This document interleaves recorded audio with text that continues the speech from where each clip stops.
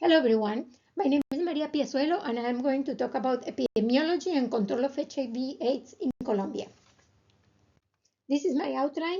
I will talk about the background of the country and the HIV/AIDS outbreak, the methods of surveillance, the epidemiology of the disease in the country, the measures implemented for prevention and control, as well as the barriers. Then I will make a brief assessment of the effectiveness of Colombia's efforts on this field, and I will propose one strategy that can be implemented. Colombia is a country located in South America, shown here in green, which borders with Venezuela, Brazil, Peru, Ecuador, and Panama. It has an area of about 1.1 million square kilometers, which is comparable to the size of California and Texas combined. It is considered, Colombia has a population of 52.7 million and is considered a developing upper middle country with steady economic growth, but a slow progress in decreasing inequalities. The HIV prevalence is 0.6%, which is the fourth largest in Latin America. And in 2023, there were 230,000 adults living with HIV in Colombia. In Colombia, the first case of AIDS was diagnosed in 1983. The following year, the government made mandatory the report of cases.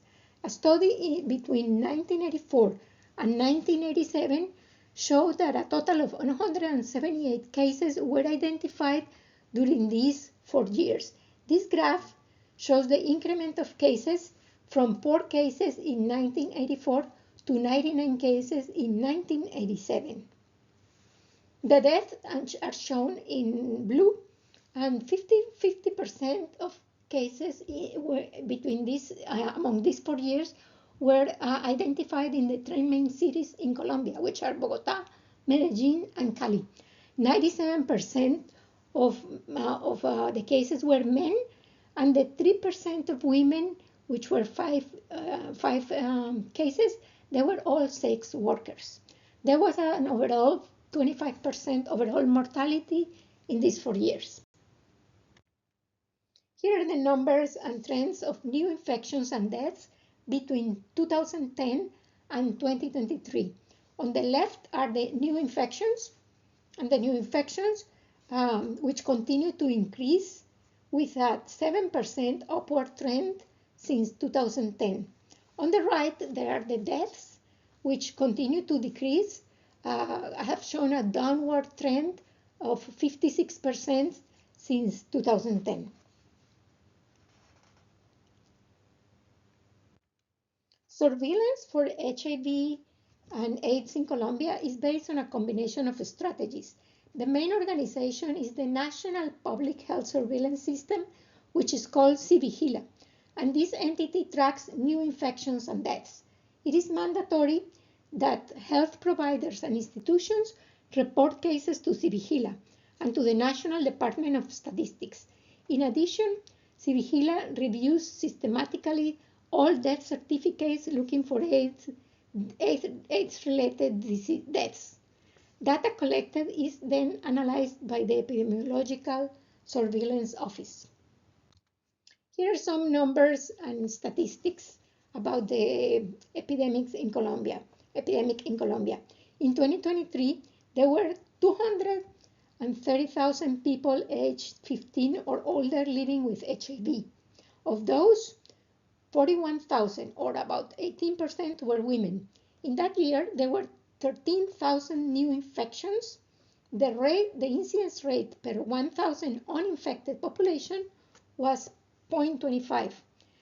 And the prevalence of adults living with HIV between 15 and 49 years old was 0.6%, as mentioned before, and there were 3,700 deaths.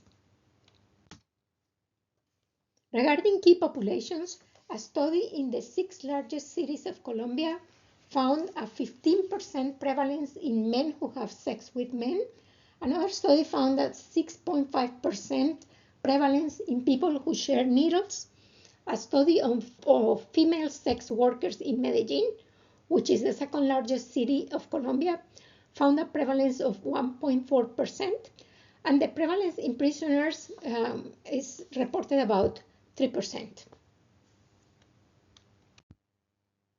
This table shows age-adjusted rates of incidence and mortality by sex, age, and geographic area, showing the contrast between 2008 and 2016.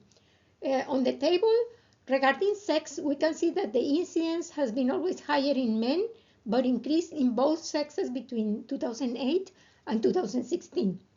Regarding the age groups, the age group with the highest incidence has been 15 to 44 years, which doubled in incidence between 2008 and 2016.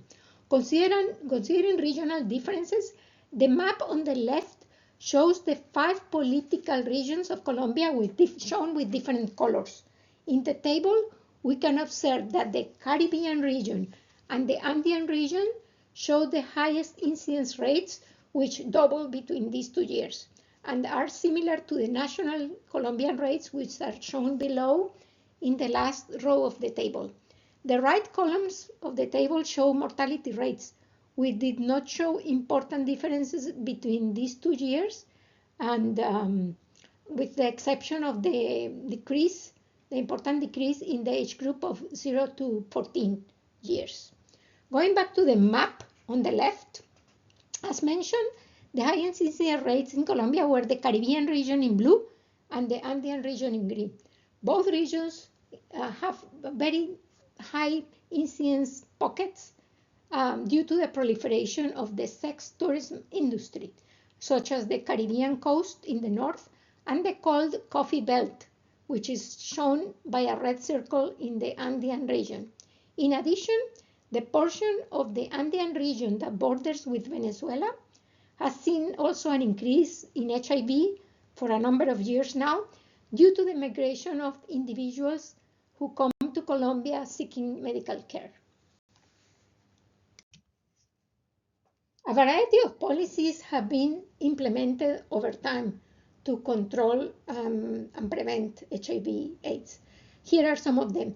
In 2003, the government implemented an elimination strategy of mother-to-child HIV and syphilis transmission, which was aimed to provide healthcare for pregnant women, including tests, treatment, and other measures. In 2007, the government created the High Cost Account. This is a program that processes and provides information to improve the healthcare of patients with high-cost diseases, including HIV, and this allows patients to receive antiretroviral therapy at a low cost. In 2021, new guidelines included updated national policies for pre-exposure prophylaxis or PrEP, self-testing, viral load monitoring, which is available in more than 95% of sites that provide antiretroviral therapy, and program visits every 3 months for people receiving ART who have the infection under control. These are some of the barriers that face Colombia in HIV/AIDS control. Even if there are laws that protect patients with HIV, they continue to suffer discrimination and violation of human rights. There is a high level of stigma in Colombia associated with homosexual orientation, which prevents these individuals from seeking medical care. Another barrier is represented by convergence of poverty and the sex industry. The propagation of national and international networks promoting sexual tourism, including the offer of condomless sex, exposes sexual workers to HIV infection. An additional barrier for the control of the disease is the influx of Venezuelan migrants for many years now in Colombia, especially those seeking medical care due to the poor conditions in their country, and this creates an additional strain in the health system of Colombia. Despite multiple efforts, HIV incidence rates continue to increase across the country. It has been recently estimated that half of the Colombian population living with HIV has not been diagnosed with the virus. Only 55% of people living with HIV have received retroviral and antiretroviral therapy, and there continues to be very high prevalence rates in some high-risk groups. This indicates that there's still much to do in the country. One strategy that could be implemented is a nationwide program oriented to high-risk population, especially the sex workers. There is an urgent need to provide more resources for education, prevention, and management of HIV infection. Under this proposed program, sex workers should be monitored for HIV and other sexually transmitted infections and receive PrEP medication at no cost. Community-based organizations, volunteers, and other stakeholders, along with the Colombian government, should work together for the planning and implementation of this program. Thanks for your attention.